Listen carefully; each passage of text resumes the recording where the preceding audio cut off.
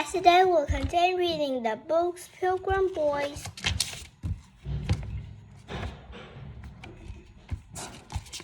We are reading Thanksgiving. Edward breathed a huge sigh of relief. Squanto had not been killed after all. Captain Scotchers and his men had released him from Cobra. He was back as Plymouth, where he should be. Edward had seen him with his own eyes. Captain Scotcher has brought back several Indians who had wanted in the rescue attempt. The Pilgrims took care of their wounds. Carter begged for forgiveness, said love to Edward. I think he'd be friendly toward us now. He knows we don't want to harm the Indians.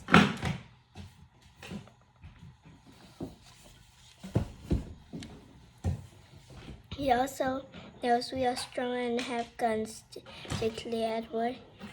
The men are talking about going among the Massachusetts Indians to trade. It's so good to make new friends. Edward and Love walked around a small town. Look, said Edward, we have 7 houses finished beside the common house for worship.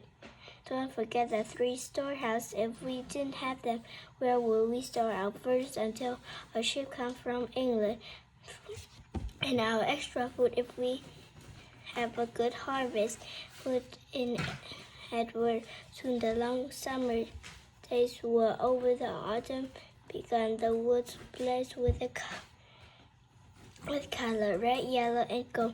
The crispy morning and evening reminded Edward that winter was on its way. He knew the Pilgrims were not afraid to face winter now. They had a house to live in and some food to eat. Although the seed they had brought from England did not grow, the corn seed they wanted from the Indians did. Gratefully, the Pilgrims stored their harvest. Some of the men had become skillful fishermen, provide cod and baits for the colony. The Pilgrims strive the fish of eating during the winter month.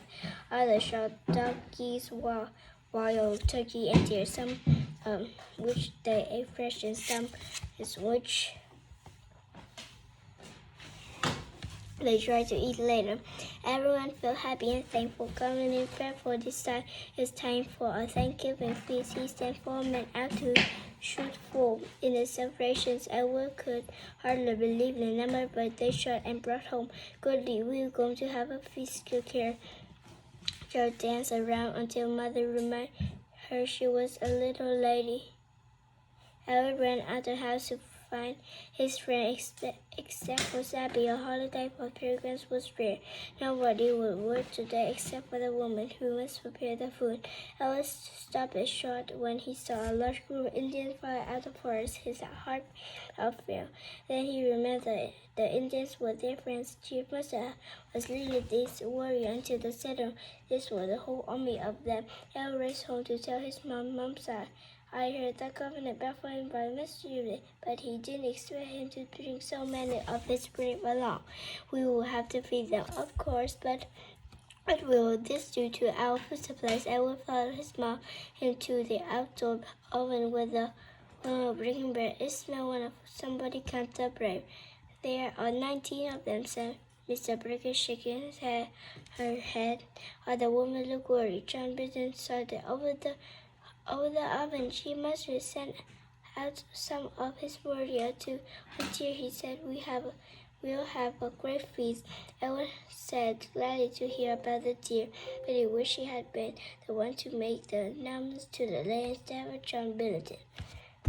But today he could feed no ill will even toward night. It all John today was the special day, and he meant to enjoy the fullest. Already the boys and some of the men had gathered for games. Edward ate as much as his stomach could hold. Ernest roast geese, clams, eel,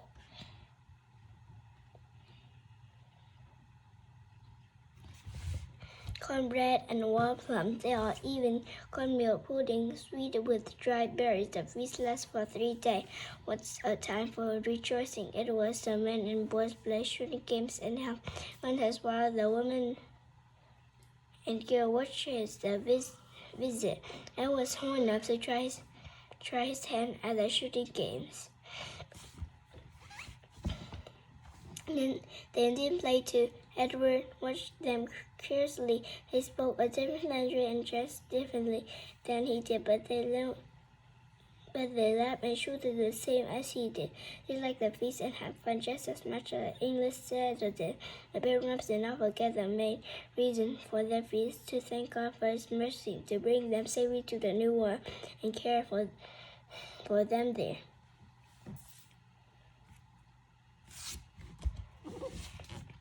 We have 11 bills finished, said Coleman. Before during the summer month, there had been little sickness. God sent us Squanto to teach us how to grow corn, and now we have good supplies for the winter. We have plenty of fish for our invasion. We have made peace with our Indian neighbors. Best of all, we are free to worship God as we please. God has been very good to us, Edward agreed. Yes, God had been good. He was glad he and his family had come to the New World. God made all things to work together for good, as he had promised. Edward prayed his own private prayer for the Thanksgiving. He looked forward to seeing God's plan continue to unfold.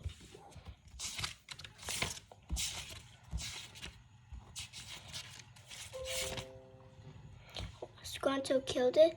What would the pilgrims do without him? Answer persisted God.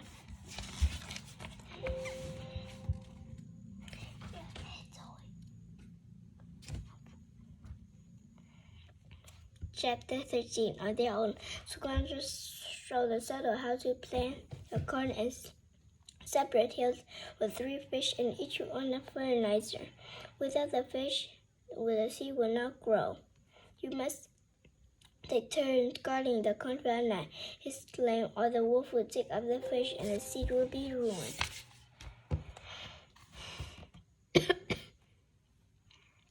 Squanto also showed them how to fish. The settlers were farmers, not fishermen, and they needed to be taught how to catch fish. He helped them build trout to catch herring. He guided them when they went on hunting and trading trips. Without Squanto, the settlers could not have survived. Squanto is like Joseph of the Bible, said Father one evening as they warmed themselves around the fire. Joseph too was sold as a slave by his own brothers, exclaimed Edward. He knew the story well. Yes, but God used even the jealousy and hearts of Joseph's brother to work out a glorious plan. What happened? Asked Charity, who loved story no matter how well she knew them. Father put another chunk of wood on the fire. Joseph became the ruler of Egypt, where he had been sold as a slave. God used him to help the king of Egypt prepare for the severe famine that was coming through.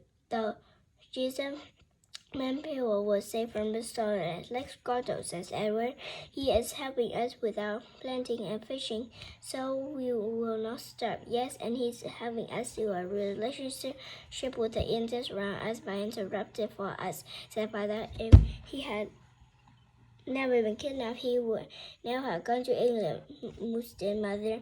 He will not know how to speak English and to able to help us. The Chinese 15:20. The Bible said, but as for you, you're evil, though evil against me, but God have all. Okay, this is the end of this book. Bye.